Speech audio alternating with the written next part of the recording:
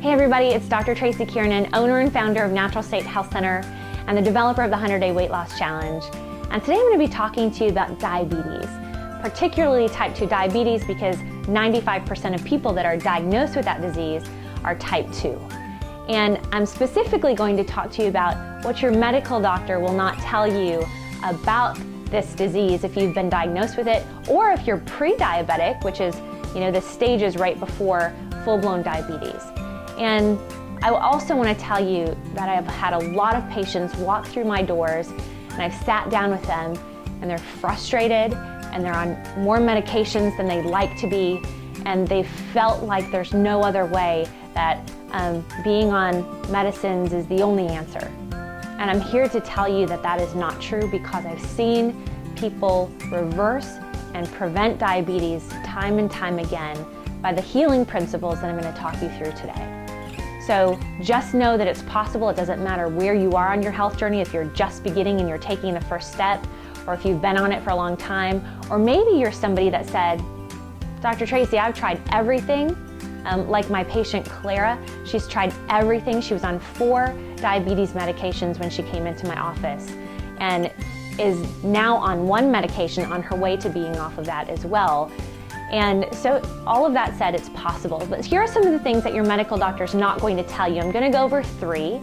And the first is this: your body prefers fat for fuel and energy, not glucose. And a lot of you have just, if you're following a standard American diet, or if you're following what the food pyramid shows you, the whole bottom part of the food pyramid is wrong. It's telling you that you need glucose for energy, and your body doesn't. It prefers fat. It prefers fat for fuel and for energy and healing. And years ago, the American Heart Association told us that we need to eat a low-fat, no-fat diet. And what happened is the rate of diabetes exponentially increased, the rate of heart disease increased, and we need to really be paying attention to getting good fats into our diet. Good fats like coconut oil, olive oil, grapeseed oil, organic butter, ghee, which is clarified butter, spelled G-H-E-E. So there's just some examples. Nuts is actually a really good form of fat as well. So you need to be getting these good fats into your diet and minimizing the amount of glucose that you're putting in, because that is the very thing that is causing your blood sugar to raise time and time again, which is causing your body to have insulin spikes trying to bring the blood sugar down, and in turn is going to be causing your insulin receptors to burn out. And that's the very thing that's going to lead you into a diabetic situation. So you need to be changing your view on what you're putting in for fuel and focus on fat. The second one is fruit is not your friend. And even though fruit is a God food that God made for us to fuel our bodies, it's still really high in fructose. And fructose, anything that ends, by the way, in OSE, is a sugar. And so fructose is going to trigger a cascade of enzymes that is going to cause your body to accumulate fat and store it, which is not what we want to do in the first place. If you're anybody who has weight loss concerns or weight loss goals, that is the very opposite of what you want to be doing. But we're talking about diabetes here. So if you're putting fructose in, it's a form of sugar that's going to continue to cause your blood sugar levels to spike, and is going to continue the cascade of your diabetic situation that you're in. So fruit is not your friend. I recommend a very minimal amount of fruit, and also eating low glycemic fruits, which would be berries, Granny Smith apples. Most of you don't like Granny Smith apples because they're sour. They don't have as much sugar in them as the red, Pink Lady or Honeycrisp apples. But Granny Smith apples are lower on the glycemic index.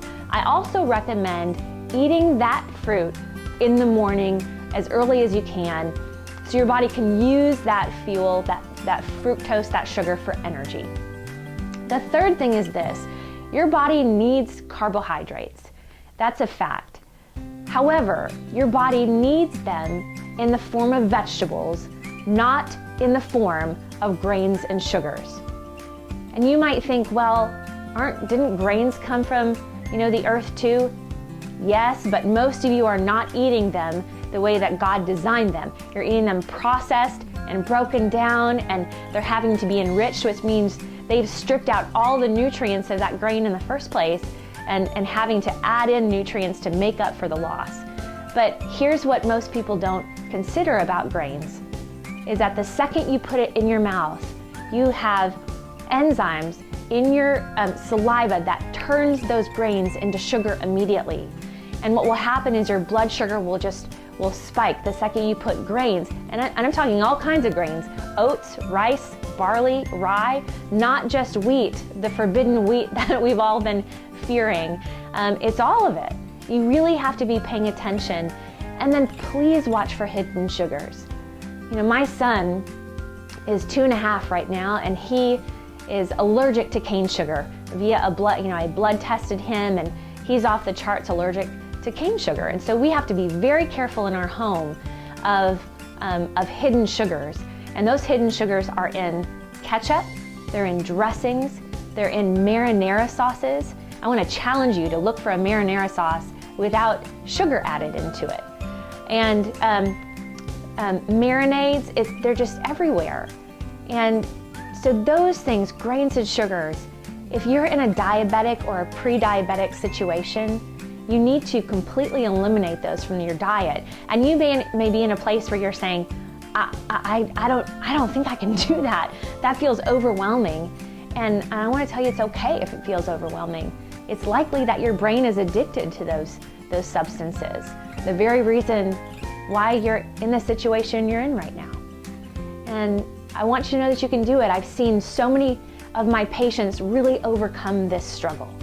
But it takes work, and it takes perseverance, and I encourage you to do one step at a time. Start with one of those 3 things and just start applying and start to see the changes in your health, and you're going to gain momentum, and you're going to start moving forward, and you deserve that. You deserve health from the inside out. Health doesn't come from the outside in. I just want you to know that it is possible to get well. It's possible to heal. Just take the first step. I'm here for you. If you enjoyed this video, or if you know somebody who needs to see it, please be sure to just click like down below, share it on your page, share it with somebody that you know needs to see it and would benefit from that, maybe needs some healing. And I also want you to know, if you respond in the comments down below, I will personally respond to that. I'm here for you.